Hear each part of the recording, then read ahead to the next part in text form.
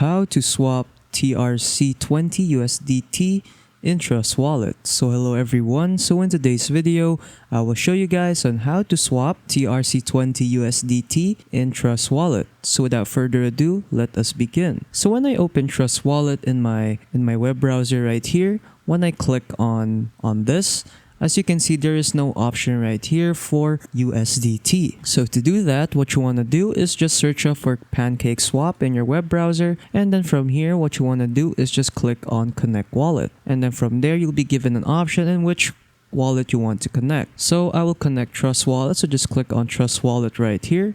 And then after after your wallet has been connected, what you want to do is go to Trade, go to Swap. And then from here, you can now swap your money from your Trust Wallet to USDT. So to do that, what you want to do is just go here, and then as you can see, they now have an option for USDT. And then after you've inputted the option, all you have to do now is just input the balance that you want to swap. So yeah, that is pretty much it on how to swap USDT in Trust Wallet.